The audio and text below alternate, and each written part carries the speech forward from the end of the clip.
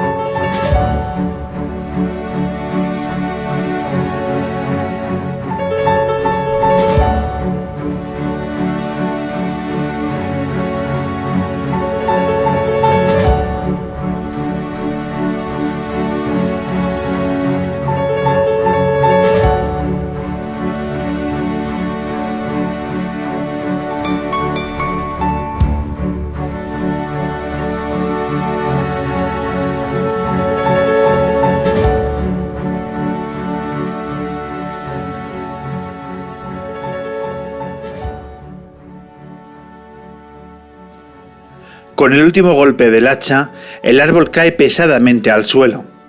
Sin embargo, los pájaros permanecen inmóviles donde antes estuvieron las ramas. ¿Acaso porque solo son la sombra de aquellos pájaros? ¿Acaso porque la distancia, con su hipnotismo, suele paralizar a los pájaros? ¿O acaso porque la memoria del árbol muere después? Raíces, de Eugenio Mandrini. Bienvenidas, bienvenidos a la edición 359 del hombre que se enamoró de la luna. Gracias por estar ahí, por escucharnos, por acompañarnos y por estar pendientes que cada 15 días publicamos un nuevo podcast en Cubonda y en el resto de plataformas habituales de podcast. Recibir un abrazo del equipo lunero que conformamos Daniel Liébana, Rebeca Mayorga, Manuel Granados, Vicky Cantos y un servidor, Pablo Loriente. Y recordar toda la actualidad lunera en nuestras redes sociales y en nuestra web elhombreluna.com. El conflicto del Sáhara Occidental ha entrado en una nueva fase desde que el pasado mes de noviembre Marruecos y el Frente Polisario iniciasen una guerra que ha hecho saltar por los aires el difícil equilibrio de la zona. Nos acercamos a la antigua colonia española para conocer cómo en este año tan complicado se vive en los campos de refugiados y cómo se cubre a nivel informativo un conflicto siempre silenciado. Para ello, hablamos con una periodista española de origen saharaui, un talento joven que ya es una realidad dentro de nuestro periodismo. Esta semana en la Luna, Eva Bahameida. En su visita a la provincia española del Sahara, llegan al aeródromo de La Ayun los ministros del Ejército y de la Vivienda, Teniente General Barroso y don José María Martínez y Sánchez Arjona. Después del saludo de las autoridades militares y civiles, presencian el desfile simultáneo de la aviación y la infantería.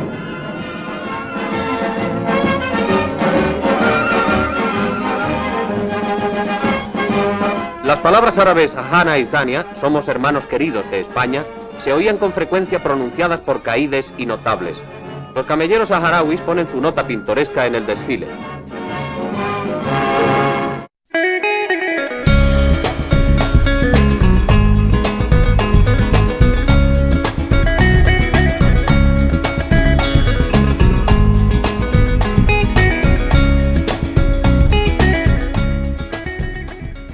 Eva Bahameida, bienvenida a una nueva edición del hombre que se enamoró de la luna. ¿Qué tal estás? Muy bien, un placer estar aquí. ¿Dónde se cruza nuestro camino? ¿Desde dónde nos hablas? Bueno, yo os hablo desde Madrid, estoy en la capital y bueno, pues aquí en España, aunque hoy vamos a hablar mucho de otra zona, ¿no?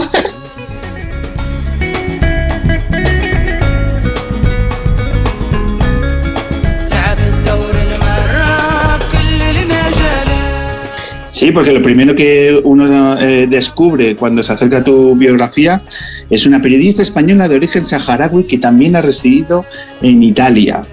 cruces de caminos, mezclas, que siempre nos parece tan interesante. ¿Por qué se cruzan los caminos? ¿Por qué este juego de territorios, países y demás? Cuéntanos un poco cómo ha sido tu recorrido vital. Bueno, pues yo nací en el Sáhara, en los campamentos de refugiados saharauis, en Tinduf, en Argelia precisamente, y a los 5 años pues salí de los campamentos por una enfermedad. Soy celíaca, pero allí las condiciones de vida son bastante crueles, el desierto es bastante hostil, es un entorno pues muy duro, y a veces pues una enfermedad tan sencilla como la celiaquía pues te puede provocar una malnutrición, ¿no? Entonces, bueno, pues yo salí con un programa de acogida de unos médicos también, que bueno, pues me llevaron a Italia para curarme. De ahí aterricé en Italia. Desde muy pequeña, estuve 9 años, siempre con algún viaje, ida y venida al Sáhara. Y luego ya llegó un momento de mi vida que decidí, o la vida lo decidió, que se había terminado una etapa en Italia, había muchas complicaciones, tanto para mí a nivel personal, que estaba como en una edad de no saber muy bien quién era, pero también a nivel de papeles, a nivel de familia de acogida. Entonces, bueno, pues quise volver al desierto, quise volver a mis raíces y quise volver con mi madre hasta intentar un poco entender quién era yo, ¿no? Y por qué a mí, porque creces con muchos porqués. Entonces, bueno, pues estuve en los campamentos, allí no es muy difícil, es muy intenso y no hace falta mucho tiempo para entender y para responder a las cosas, ¿no? Porque al final esta sencillez y esa realidad tan cruda pues te sitúa, ¿no? Te ubica enseguida. Y bueno, pues al cabo de unos meses de estar ahí, de aterrizar, de pisar esa arena, pues tuve la oportunidad de venir a España y bueno, pues ahora llevo 12 años en España.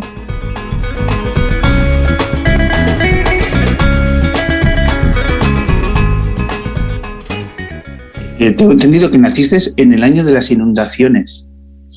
Sí. Explícanos qué quiere decir eso. Bueno, pues en el Sáhara no, hasta hace poco no se tenía en cuenta, ¿no? Nosotros somos un pueblo nómada de origen, ¿no? Pues como mi abuela, ¿no? Que viven en un sitio donde no tienen, es como la representación máxima de la anarquía, ¿no? Para mí son personas independientes que se van moviendo de un lado a otro, que no tienen, no tienen un tiempo que les controla, tampoco tienen ¿no? Como un organismo, un estado, un sistema, ¿no? Ellos van por libres, ¿no? Se sienten dueños del desierto y el tiempo también es suyo. Entonces ellos, pues los años los llaman según lo que está pasando ese año, ¿no? Por ejemplo, aquí ahora muchos decimos el año de la pandemia, ¿no? Pues en el Sáhara se contaban los años así. Entonces, de repente mi abuela te dice: el año de los camellos con los dientes verdes. Y tú dices, ¿qué año fue este? Pues sí, pues fue un año que hubo mucha vegetación, hubo mucho pasto y entonces los camellos podían comer en ese desierto mucho verde y entonces tenían los dientes verdes. Y a mí pues me pasó lo mismo. Cuando yo crecí, que había nacido en el 92, en mi pasaporte pone que he nacido en el 92 y me gusta presumir que he nacido en el 92, pero según mi abuela yo tengo un año más. Y fue el año que se produjeron unas inundaciones en mi campamento y también el año del alto al fuego. Entonces fue como, bueno, pues estos dos hitos, y entonces según ella, pues yo nací en el 91 y no en el 92. ¿Qué te parece, Pablo? O sea que en realidad no sabes qué edad tienes. Bueno, a ver, o no quiero saberlo, también te digo.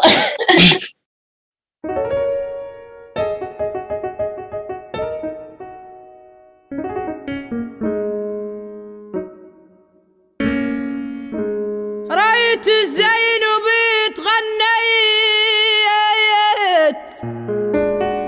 وركبت البر ومشيت وجيت ما ريت من ناري لوعيت.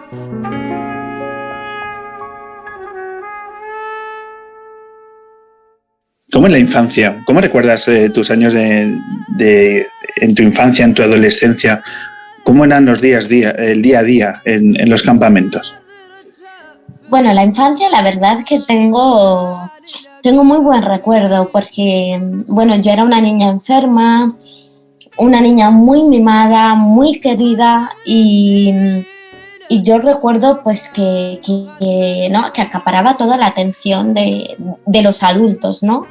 Mi madre me daba el pecho para calmar cuando lloraba porque yo no conseguía crecer. Y yo recuerdo que con 3, 4 años, hasta incluso me cuentan que mi madre pues me daba el pecho, ¿no? Eso para, ¿no? Es como la demostración suya máxima de querer aliviar, ¿no? todo lo que yo estaba viviendo en ese contexto, porque yo realmente estaba enferma, ¿no? Tenía una barriga muy grande.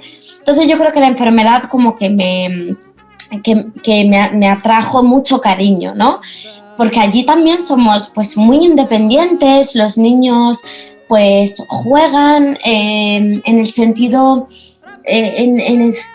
somos muy libres también, ¿no? Porque no hay tanto coche, no hay tanto peligro, no hay parques ni nada, pero tenemos parques infinitos que podría ser la arena, ¿no? Hacíamos castillos donde quisiéramos, en cualquier parte, en cualquier casa, donde quisiéramos, ¿no? Éramos como dueños del lugar también. Y la verdad que yo recuerdo una infancia muy feliz, pese a todo, y sobre todo la recuerdo pues rodeada de mujeres, rodeada de mi madre, de mi abuela, de mis tías, con sus historias, y realmente increíble.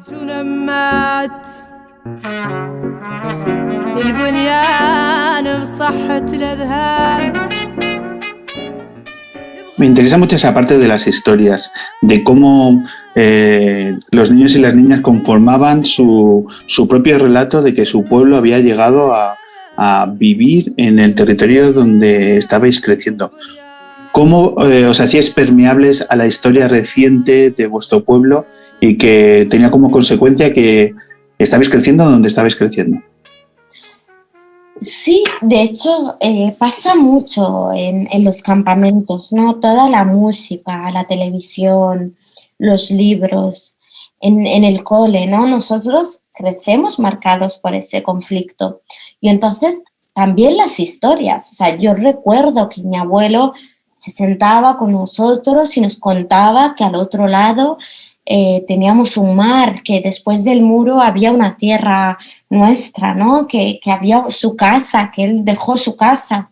Nos hablaba mucho de este mar y de un bien tan escaso y a la vez tan importante, ¿no? para los nómadas, que es el agua, ¿no? Y sin embargo en la Hamada argelina no había escasez de agua, hay escasez de agua. Es un lugar muy árido, ¿no? Entonces, al final, la fantasía, por así decirlo, ¿no? El anhelo estaba ahí, estaba en ese lugar donde sí que había mar, donde había perspectiva, donde había paisajes, pero paisajes que no eran paisajes dibujados por el espejismo, ¿no? De vivir en medio de este desierto en el que estamos rodeados de la nada y en el que es que no hay imaginación más allá del espejismo. O sea, tú solo puedes ver por los 4 lados de la jaima, ¿no? Del desierto, incluso cuando te alejas un poco de los campamentos, a 1 kilómetro, 2 kilómetros fuera, y ves pues como mucho espejismo, ¿no? Una realidad que no, y eso también se traduce con la realidad en la que vivimos. Entonces eso al final hace que crezcamos con esa, ¿no? con esos anhelos de libertad, con esos anhelos de mejorar nuestras vidas, con esos anhelos de reunirnos, ¿no? Las familias, y siempre es como aguanta, ¿no? Yo que he vivido tanto tiempo fuera y que ha habido momentos realmente difíciles para mí a nivel personal, él aguanta porque eso es temporal, él aguanta que nuestra situación mejorará, eso es el apoyo, ¿no? Es el pilar. Los horizontes siempre son los mismos, los paisajes son los mismos y casi no se puede aspirar a tener un diferente paisaje. Pero de cara adentro, de cara al campamento de Tinduf, ¿cómo ha cambiado a lo largo de los años? ¿Cómo ha ido variando sus calles, su forma de vida y sobre todo la personalidad de la gente? ¿Ha mutado en este tiempo, en estas décadas, la personalidad de la gente de que allí reside o también se ha paralizado en el tiempo? Por supuesto que ha mutado como lo ha hecho la propia realidad, ¿no? Porque esos campos al principio comenzaron siendo unas telas de las melfas de las mujeres, de los trajes de las mujeres, que los ponían en forma de jaima y así empezaron los campamentos. Eran campamentos que iban a durar muy poco. Eran campamentos provisionales. Buscaron agua y poco más al principio, ¿no? Cuando hablas con estas mujeres, ¿no? que los han construido, ellas te dicen, no, es que era algo temporal. Es que nos cedieron este territorio de forma temporal. Entonces, las primeras escuelas, los primeros hospitales se hicieron con tela, porque tú la tela la recoges como hacen los nómadas y te la llevas. Y puedes volver al origen, ¿no? Puedes volver atrás, no pesa. Sin embargo, los años han pasado décadas, más de 45 años, y estas telas se han ido convirtiendo en adobe. Ese adobe se ha ido convirtiendo en cimiento, ¿se dice? ¿Sí? ¿Cimiento? ¿Cimientos? Sí, sí. Sí, ese adobe se ha convertido en cimiento. Y entonces, ¿eso qué quiere decir? Estabilidad. Una estabilidad contenida, porque no es la que quiere nadie, ni las autoridades, ni el propio país que nos acoge. Son unos campamentos de refugiados que siguen siendo provisionales después de 45 años. Por supuesto que el paisaje ha cambiado y ha mutado. Ahora tenemos asfalto, tenemos luz eléctrica en muchos campamentos. Pero tú cuando hablas de los saharauis que viven allí y de estas comodidades, ¿no? que se han ido incorporando, que para mí son legítimas porque la gente no tiene por qué seguir viviendo en la precariedad, ellos te dicen que para ellos eso es sinónimo de larga espera, que para ellos eso es sinónimo de continuidad, eso es sinónimo de que no van a volver, es sinónimo de que este conflicto no se va a resolver. Entonces, como cuantas más comodidades hay para la gente, es como que significa eso, ¿no? Incluso se han llegado a manifestar en contra de la luz para decir, no queremos vivir aquí, este no es nuestro territorio. Pero también esas comodidades van como se frenan, ¿no? Entonces, bueno, pues no hay palacios en los campamentos, no hay fábricas, es como que todo tiene un límite, porque al final es una infraestructura que tiene que seguir siendo la de un campamento de refugiados, porque es un territorio prestado. La personalidad,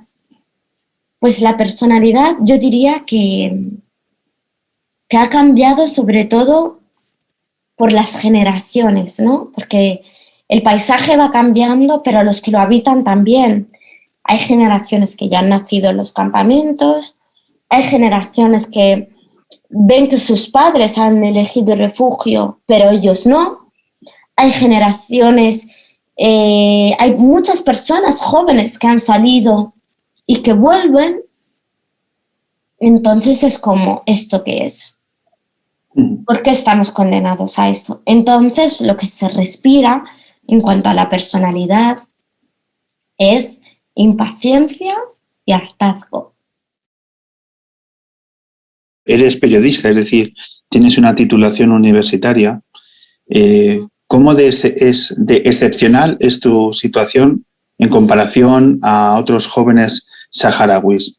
¿Hay más personas que han podido tener esta oportunidad o o no, o lo normal es que, bueno, pues el futuro es el que es, estás súper arraigado a ese territorio y no tienes las oportunidades que afortunadamente has podido tener tú. Bueno, una cosa que me gustaría destacar es que los saharauis han hecho un esfuerzo enorme para que haya educación universal para todos y todas, tanto niñas como niños. Nosotros podemos estudiar en la primera etapa en los campamentos, luego todos son derivados a Argelia, antes había también Libia, también Cuba. En Cuba se han formado muchos médicos. También en España hay vacaciones en paz. Yo conozco a muchos saharauis que han venido en este proyecto y se han podido quedar en España y que han podido estudiar. No te sabría decir, Pablo, cuántos, pero sí que los hay, que se han formado y que se han preparado. Luego hay una tasa de capital humano formado brutal. O sea, ahora mismo el pueblo saharaui cuenta con una generación, varias, muy formadas, con títulos universitarios, tanto mujeres como hombres.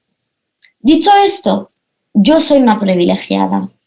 Yo sé que yo soy una privilegiada. Yo sé que he tenido la suerte de tener una enfermedad. Sé que la celiaquía, aunque la maldiga cuando quiera comerme una pizza, pero sé que la celiaquía a mí, ahora de mayor, me resulta que ha sido tener suerte, ¿no? Al fin y al cabo. También quiero, y creo que eso también lo comparto con muchos jóvenes que han estudiado, ¿no? Fuera, que no ha sido fácil, que no ha sido fácil, nadie nos ha regalado nada, el conflicto nos ha marcado, nuestra familia está allí, al final, pero en lo que es el conjunto de nuestra sociedad, si yo me comparo con mis primas, pues obviamente yo me siento una privilegiada. Pero Pablo, te digo, me siento una privilegiada ahora que he crecido. Yo de pequeña eso no se lo deseaba a mis primas, porque ellas vivían con sus padres y con su madre y su padre y yo no. Entonces es como que pesa más. Para mí lo emocional ha pesado mucho y ha sido una carencia muy, muy grande y además son de las cosas que nunca jamás se van a recuperar. Hay muchas cosas que no vas a poder recuperar, pero sí, aún así lo reconozco.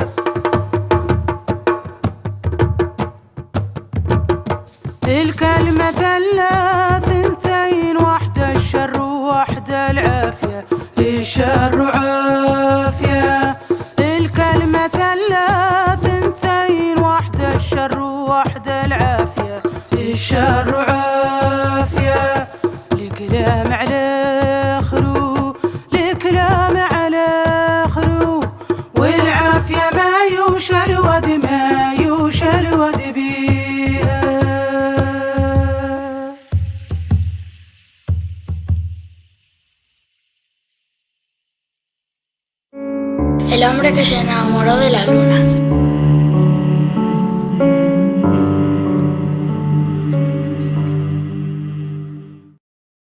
Continúa la tensión entre el Frente Polisario y Marruecos 24 horas después de la ruptura oficial del plan de paz firmado en 1991. El Frente Polisario habla de guerra abierta. Naciones Unidas y la Unión Europea reiteran el llamamiento para que se evite la escalada de violencia y se retome el diálogo. En el último parte de guerra emitido por la televisión saharaui, el Polisario asegura haber atacado puestos en Maghbes y el Guerguerat, mientras la diplomacia saharaui advierte que también el espacio aéreo saharaui y marítimo está considerado zona de guerra abierta. En Marruecos no hay reacción oficial a la ruptura del plan de paz del Polisario y los medios de comunicación ponen el foco en que la situación en el paso de Guerguerat se ha normalizado después de la intervención del ejército marroquí para asegurar el paso bloqueado desde hacía 3 semanas. Este paso fue creado por Marruecos para facilitar el tránsito hacia Mauritania, pero el Frente Polisario lo considera ilegal, ya que el plan de paz establece solo 4 puntos en los que se puede pasar de un lado a otro del muro, y este paso no está incluido en él.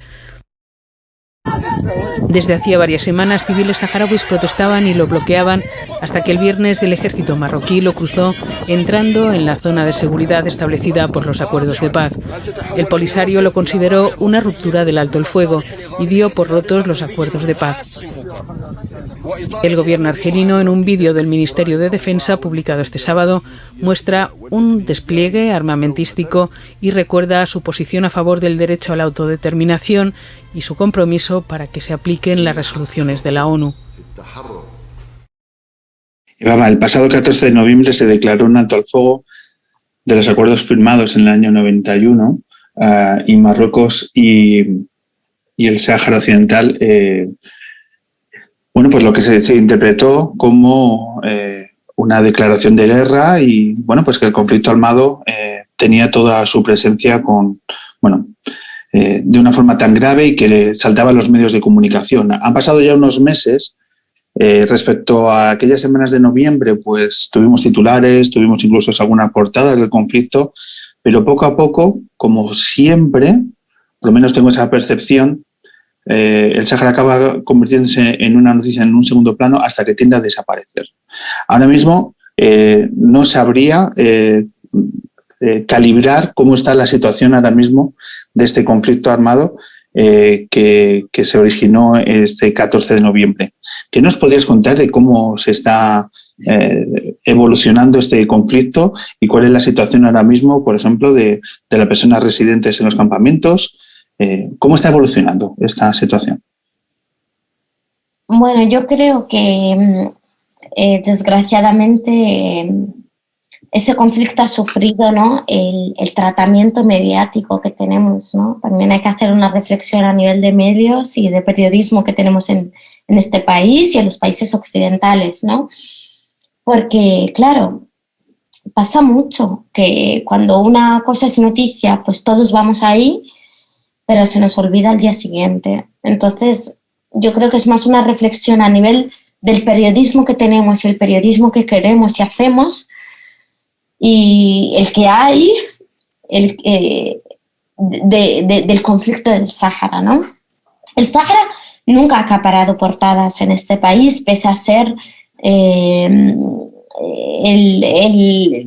haber sido, ¿no?, colonia española, la provincia 53 de España, a pesar de la responsabilidad que tiene España con respecto con los saharauis, ¿no? Pero es verdad que cuando esto estalló en noviembre, y yo a veces lo pienso, digo, qué duro fue noviembre para mí, para todos los saharauis, qué duro fue cuando te anuncian que tu pueblo va a ir a una guerra, cuando te llegan fotos de primos, hermanos que están yendo a una guerra, ¿no? Qué duro fue noviembre. ¿Y qué pasó después? Pues lo que pasó después para mí es como el cierre del telón otra vez, ¿no? Del espectáculo, ¿no? Otra vez, que es como, bueno, pues esta chispa ha estallado, lo hablamos, unos días después tenemos a Trump que reconoce la soberanía de Marruecos y hablamos entonces del conflicto y contextualizamos, pero luego otra vez se nos olvida. Y lo que pasó desde noviembre hasta ahora no se ha contado. No se ha podido ver. En primer lugar, la pandemia. Una Argelia blindada por la pandemia. No han podido ir periodistas en el terreno para comprobar la versión de las autoridades saharauis que diariamente siguen emitiendo partes de guerra.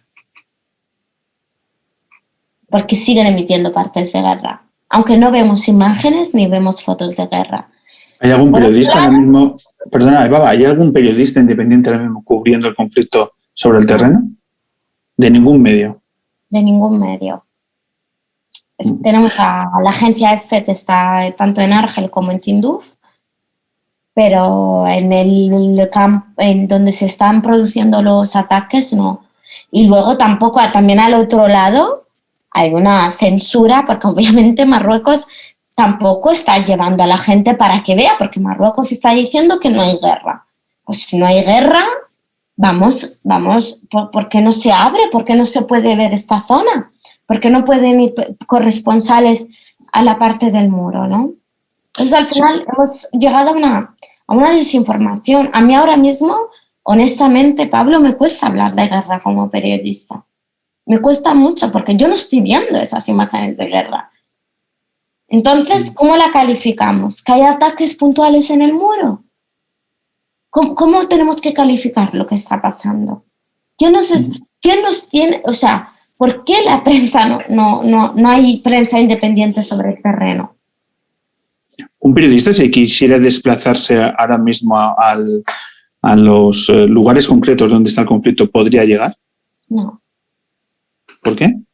Porque este conflicto llega con la pandemia, que es la excusa perfecta para blindar.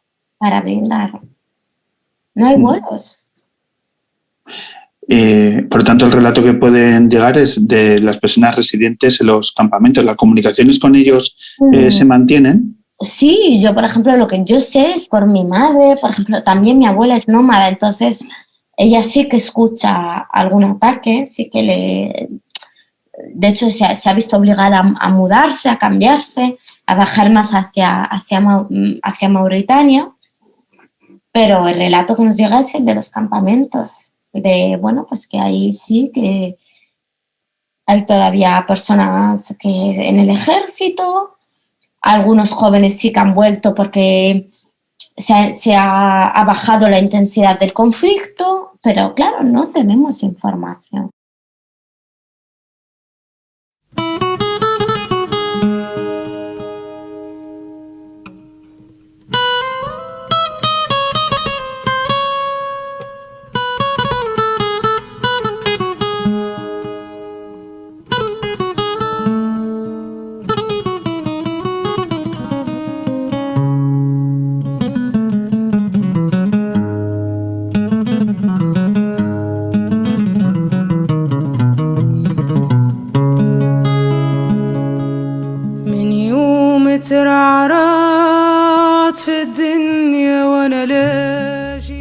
¿Qué país crees que tiene una mayor sensibilidad acerca de este conflicto?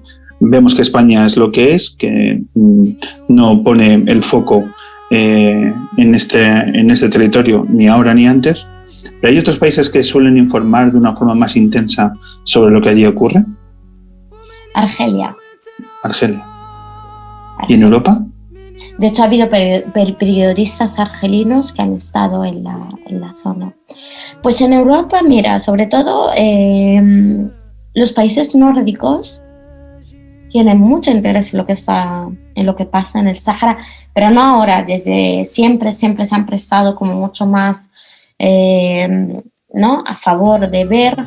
También hemos visto en los últimos días un conflicto diplomático entre Alemania y Marruecos, ¿no? Y allí también, pues, por ejemplo, pues Alemania no cede, no ha cedido ante el chantaje de Marruecos. También hemos visto, Francia está muy en la línea de España, pero europeos, desgraciadamente, muy pocos. O sea, te pueden sacar, por ejemplo, España, aunque digamos que no, pero a nivel social hay muchísimo interés por el Sáhara. hay muchos blogs, hay muchas ONGs informando, hay muchos podcasts, hay muchísimas plataformas en España, es donde más hay, de hecho. Pero luego a nivel superior, si lo queremos llamar así, a los políticos no le interesa, ni a los medios generalistas.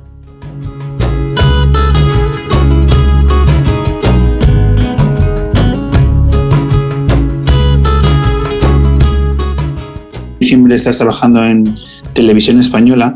¿Desde dentro notas las cautelas que hay que tener a la hora de manejar información sobre el Sáhara? ¿Has notado que pues hay que tener un especial cuidado con tratar este tema? Yo la verdad es que como no estoy haciendo internacional, no hago muchas, he hecho muy poco internacional, una o dos cosas de inter, no más. Por no decir, estoy prácticamente haciendo mucha inmigración, igualdad. Y también te digo una cosa, que yo como saharaui tampoco quiero tocar ese tema. Yo como periodista quiero ser honesta, siempre creo que estoy bastante marcada por el conflicto, no sabría hacer mi trabajo de la forma más profesional. Y la verdad es que casi lo prefiero siempre, incluso en la radio, cuando me han propuesto hacer alguna noticia, siempre he dicho que no. Yo he tenido debates en la redacción, porque era como, yo no quiero. Igual el reto sería hacerlo bien, ¿no? Pero yo soy parte, soy una de las partes y creo que es honesto para también en una televisión pública, en una radio pública o en una web pública, ¿no? Yo creo que los lectores tienen que saber desde dónde me leen. Entonces, todo lo que he hecho con el Sáhara o escrito ha sido desde un punto de vista totalmente personal y siempre me gusta aclararlo, Pablo. Siempre me gusta decir quién soy para la persona que me está leyendo.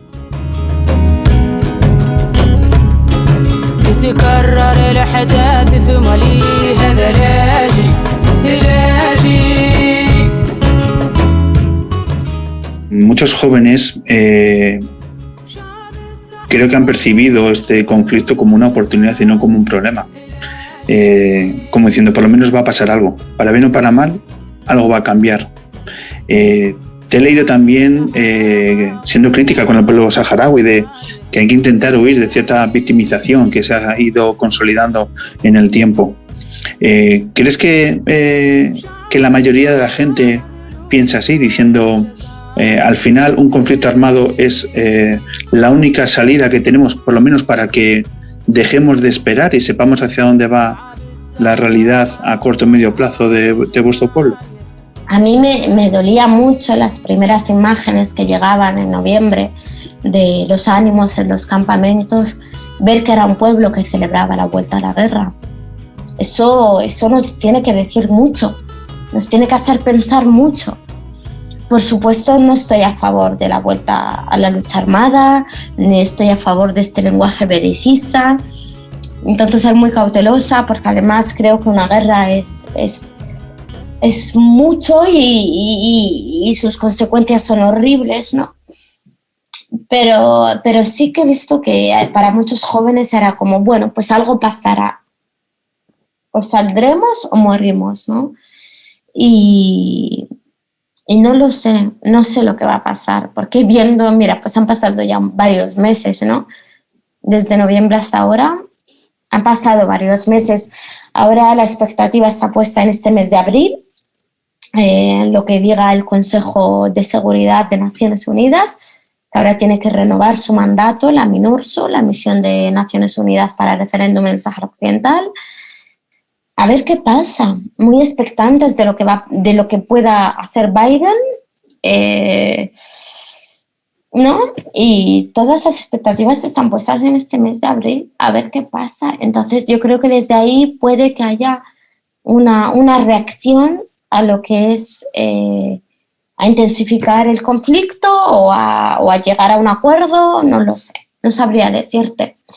Pero que a nivel personal para mucha gente que está allí eso ha sido una oportunidad. Quizás sí, porque no tienen nada que perder. Cuando un pueblo, cuando una juventud, con esa energía, con esa fuerza, con esa formación, no tiene nada que perder. El gobierno de Marruecos es conocedor absolutamente cuál es la postura del gobierno de España, que la definió perfectamente el presidente del gobierno ante Naciones Unidas y también ha vuelto a ratificar la ministra de Asuntos Exteriores, y que no es otra que buscar, que tratar de que se encuentre una solución pacífica, una solución duradera y una situación justa y que sea mutuamente aceptable. Esos son los parámetros en los que se mueve la política del gobierno español, que no ha variado ni varía. Se siguen con bastante interés dentro de los campamentos el devenir de la política en nuestro país. Cuando cambia el signo del gobierno de España, No. se generan debates y, por ejemplo, 2 años de gobierno progresista ¿ha supuesto algo para la realidad de tu pueblo? No, ya no. Ya para muchos que dicen España, con que se limita a no ser un obstáculo, la solución del conflicto es suficiente. Y eso te lo repite mucho la gente. En España ya no hay ninguna expectativa puesta. Ya no hay una esperanza de que cuando cambie el gobierno o si es izquierda o derecha, no, porque todos actúan igual. Entonces ya creo que después de 45 años el pueblo saharaui ya lo tiene como más claro, ¿no? Hagamos el ejercicio de una persona que llega por primera vez a los campamentos saharauis, que empieza a acercarse a esta historia. ¿Cómo puede ver, cómo puede percibir las vinculaciones que tiene con nuestro país aquellos territorios a nivel cultural, social, lingüístico? ¿Dónde se ve también las conexiones de que aquella tierra perteneció a España? Mira, yo cuando fui por primera vez con un micro para el Sáhara, pues íbamos unas 20 personas y todas de distintas localidades de España. Había gallegos, había personas de Asturias, había de pues Andalucía, ¿no? Y fíjate que estuvimos, ya los primeros días cada uno decía, he visto un camión de mi ayuntamiento, he visto un autobús, había una chica del País Vasco que decía, he visto un autobús del País Vasco. Recuerdo que, por ejemplo, Ángel Carmona decía, esta caravana, era como no era una caravana, era como un camión de estos grandes, un termo, no sé cómo se llaman. De estos Cisterna. Sí, como una Camión cisterna. Sí, un camión cisterna de agua. Y ponía Alcalá de Henares, que es su pueblo. Entonces, al final, esos son los vínculos que hay, ¿no? Que cada pueblo de España tiene algo en este desierto. Y cada niño con el que hablas te dice que ha estado en un punto de España y te hablan español. La escuela donde yo estudié de pequeña se llamaba Cantabria. Yo no sabía que Cantabria estaba en España, no sabía ni lo que era Cantabria en aquel entonces. Pero yo crecí diciendo que mi escuela se llamaba Cantabria. Entonces, esto es el Sáhara y España. Es que la gente te responda en castellano, que vas a hablar y te dicen, no, ¿de dónde eres? Ah, pues yo conozco a alguien allí, tengo un familiar allí, yo he estado en vacaciones en paz allí. Y es que se ven los vínculos, se ven claramente. O sea, una gran mayoría de proyectos que llegan de cooperación en los campamentos son de españoles.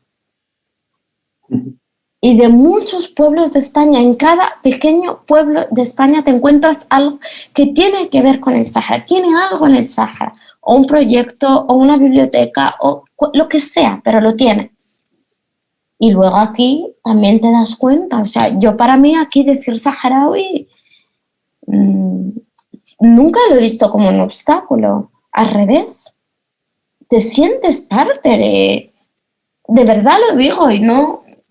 Y sientes que la gente es consciente de lo que hizo con con tu pueblo. Sí, eso yo lo siento que la gente aquí, el Sáhara español, sí. Aquí el movimiento a favor del pueblo saharaui es uno de los más grandes que hay en España. Leo una frase tuya que me ha gustado mucho estos días. Necesito escribir sobre el olvido y la frustración de la complicidad y el fracaso de la comunidad internacional. ¿Esa necesidad de escribir es la que te lleva a ser periodista? Sí, sin duda. Yo tenía claro que no iba a estar contando mi historia una y otra vez. Desde el colegio al instituto, llegas aquí explicando, ¿no? Cuando todavía tenía muchos problemas con los papeles, porque eso estaba mal, porque el nombre estaba mal, porque era como, porque este documento y no este, ¿no? Porque yo no tenía una partida de nacimiento argelina, ¿no? Pero sin embargo el título de viaje era argelino. Todo esto te llevaba como a contar tu historia una y otra vez, tanto a alguien de la administración que no conocía, no tenía por qué saberlo, ¿no? Pero le tenías que explicar por qué de la documentación y entonces explicarle el conflicto como a los compañeros de clase. Y sobre todo me ha ayudado mucho a entender el mundo en el que vivo.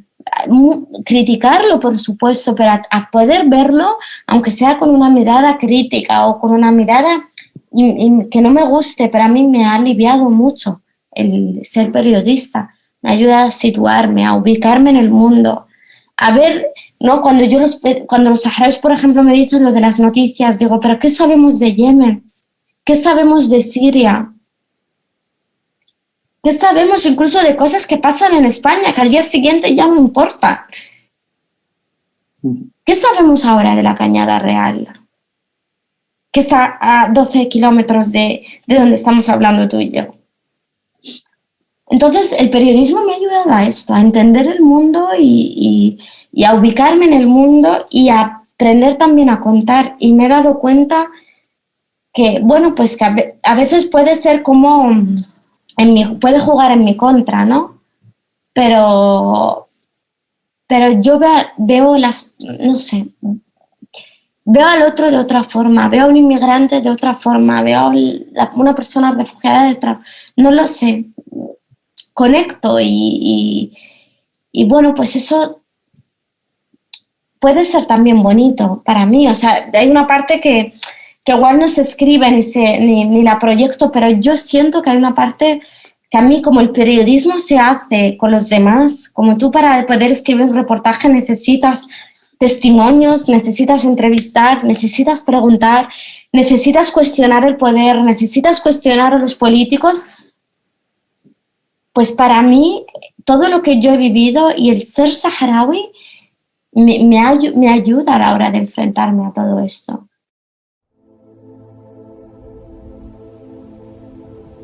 Sus pasos son los que les empujan a trabajar cada día. Su esfuerzo, sus ganas, su lucha, les llevan a superar obstáculos, diferencias, desigualdades. Hoy se unen para seguir caminando hacia un lugar común, la igualdad de hombres y mujeres. Desde el Sáhara, desde España, en una sola voz que rompe la distancia a través de las ondas para sumarse a todas las mujeres que luchan por la igualdad. Juntas, sumamos.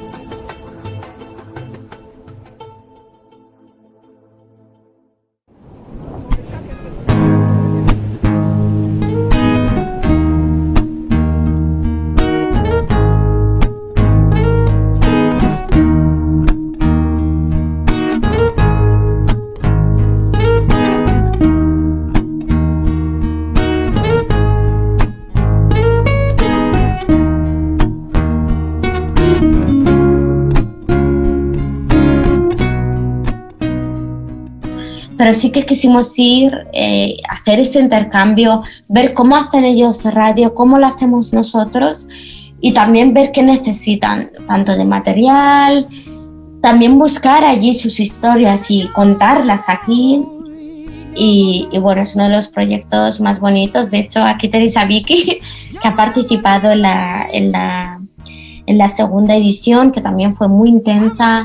Estuvimos además con mujeres saharauis, que Victoria además estuvo en los talleres. Y es un proyecto, vamos, yo espero poder, pues, todos estamos deseando poder volver pronto y a ver si pasa ya todo esto y nos dejan volver, porque es un intercambio, es una mirada de tú a tú, no es solo que vamos a enseñar, ¿no? Sino también todo lo que aprende la gente de aquí. Y para mí, pues la verdad que es uno de los proyectos de los que más orgullosa me siento, ¿no? Porque al final te das cuenta que esta pasión por el periodismo, por ir al terreno, por conocer, la compartimos muchas personas. Y en un micro está compuesto por gente que ama esto, ¿no? Que ama esa profesión y que sabe mirar y ver y escuchar. Sí, es una pasión que es muy contagiosa, ¿no? Por utilizar una de las palabras que más utilizamos. Además eres miembro de la Junta Directiva de Reporteros Sin Fronteras.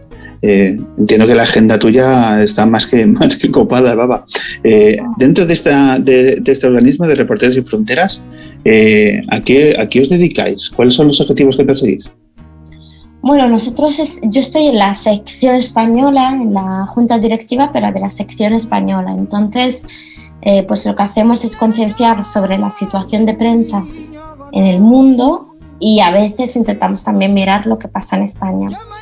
Pero es una organización que cuestiona el poder, que cuestiona hasta qué punto está en riesgo el derecho, la libertad de información, el ejercicio de la prensa. Por ejemplo, ahora estamos inmersos en un programa de acogida en el que acogemos a periodistas latinoamericanos que vienen aquí 3 meses a Madrid solo para descansar, porque en sus países se enfrentan a persecución, a amenazas, a una presión brutal. Tenemos México, ¿no? Que es uno de los lugares más peligrosos para los periodistas, en los que asesinan mensualmente a periodistas que quieren informar sobre lo que ocurre, sobre la corrupción, sobre la política, y bueno, pues que es un bien muy valioso y cuando miras un poco más fuera te das cuenta a mí me interesa mucho lo que pasa en el Magreb, cuál es la situación de prensa en Argelia, en Irán, pues en muchos países donde está realmente en riesgo y donde informar es muy peligroso. Entonces, bueno, pues en España como que intentamos, ¿no?, como traducir todo lo que pasa en el mundo y luego cuando hace falta poner el foco en España también lo hacemos. Es otro de mis privilegios, ¿no?, poder formar parte de esta organización. Y también miramos al Sáhara. Eva, para nuestros oyentes que te están escuchando y están diciendo, nosotros tenemos que seguir los trabajos de Baba, ¿cómo podemos seguir finalmente a sus artículos, a las cuestiones que está cubriendo? Has estado hace unos días en las Islas Canarias cubriendo la realidad de las personas migrantes, la situación que están sufriendo por la acogida que se les está dando, etcétera. ¿Dónde pueden llegar ahora mismo nuestros oyentes al trabajo que estás haciendo y que estás desempeñando? Antes citábamos Televisión Española, pero cuéntanos, ¿cómo pueden llegar a tu labor del día a día? Bueno, yo estoy escribiendo en la página web de rtv.es, noticias. Entonces, en la sección de noticias de la web, allí casi siempre estoy. Y bueno, y luego también en las redes sociales. La verdad que cuesta mucho canalizar todo lo que se hace, ¿no?, en un mismo sitio. Tenía un blog, pero es imposible actualizarlo. Así que nada, pues uso mucho también Twitter y Instagram. ¿Y qué tal el comienzo en Televisión Española? ¿Qué tal ha sido el comienzo, estos primeros meses en Televisión Española? Llegar a este gran medio de comunicación, ¿qué sensaciones te ha provocado? Bueno, yo como estuve en Radio Nacional antes, 2 años, pues nada, me llamaron en diciembre de la web de Televisión Española, de rtv.es, Estela Radio, Y bueno, pues estoy sobre todo en la parte de interactivos, donde pues hacemos cosas, la verdad que muy chulas, de datos, noticias, YouTube, un montón de cosas. Yo me estoy dedicando sobre todo a temas de, bueno, pues eso, migraciones. Yo diría que sociedad, ¿no? Es lo que más me interesa. Me interesa mucho estar en la calle y estar con las personas y luego poder contarlo, ¿no? Pues la verdad es que estoy muy contenta porque, bueno, pues es que hago los temas que más me gustan y además prima mucho la calidad y estoy haciendo temas muy reposados.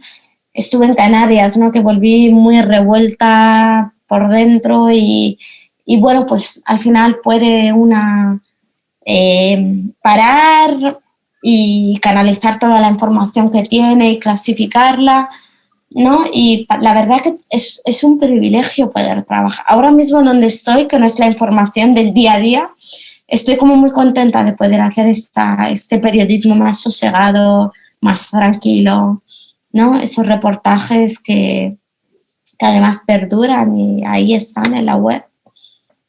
Percibo que tienes a tu favor una de las variables que más en contra juegan ahora mismo del periodismo y de la calidad del mismo, que es el tema del tiempo. Sí. Y yo os voy a confesar una cosa. Cuando me mandan una última hora lo paso muy mal y me pongo muy nerviosa. Yo prefiero lo sosegado. Creo que para informar hay que comprender, hay que preguntar, hay que ver, hay que estar. Y ahora además he aprendido muchísimo ahora con el viaje a las Islas Canarias, ¿no? Porque cuando ves ahí la situación, la cuentas de otra forma.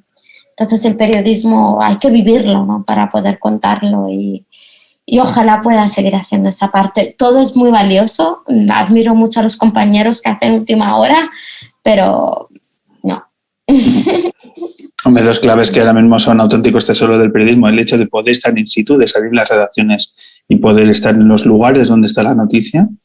Y luego a mí me gustaba el otro día... Público, ¿no? Eso es lo bueno, claro, del medio público, que se nos permite esto. Claro. Y luego otra cuestión, el otro día leía yo en Twitter, no recuerdo la cuenta, que me disculpen, pero me gustaba mucho el término de periodismo lento. De fomentar cada vez un periodismo más lento, que yo creo que hay mucha gente que está necesitando que alguien nos dé un punto de pausa para informarnos, para poder leer, para poder reflexionar y que no todo esté concentrado en 140 caracteres y a partir de ahí estén todas las conclusiones metidas en un tuit que se viralice. Y yo creo que esa reivindicación del periodismo lento es algo que tiene mucho más valor del que se podría anticipar en un primer momento. Así que subrayo esa idea, el periodismo lento.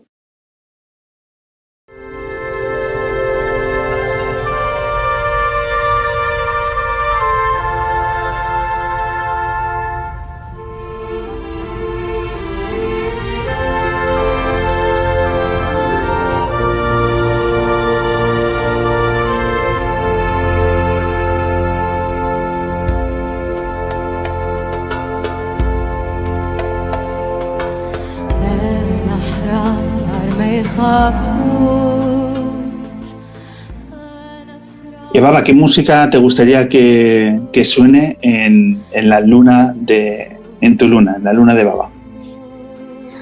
A ver, en mi luna.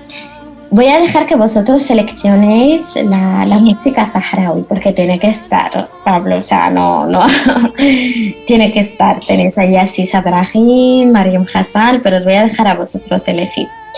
Hay dos que sí que me gustaría que sonaran. Una es Los hijos del hambre no tienen mañana, de Manteca de Macao, que me gusta mucho porque creo que habla mucho de todo lo que hemos tratado en este podcast, de muchas cosas, ¿no?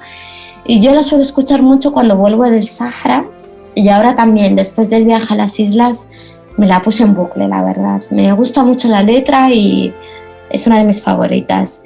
Y luego, para un poco cambiar, ya que la luna es internacional, ¿no? Es de todos y está en todas partes, pues me gustaría, ahora para terminar, que estamos hablando un poco de periodismo, ¿no? Del periodismo lento, del periodismo también de Reporteros Sin Fronteras, ¿no? de la libertad de prensa. Pues hay una cantante tunecina que me encanta que se llama Emel y tiene una canción que se llama Kelim Chehorra, que quiere decir mi palabra es libre.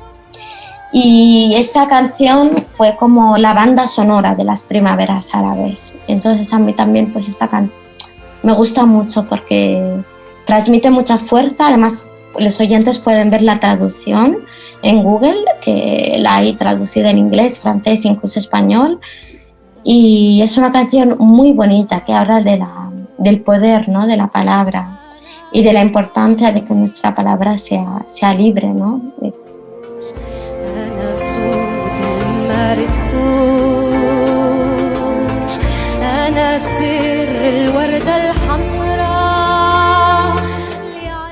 Eva Bajameida, mil gracias por estos minutos que has compartido con nosotros.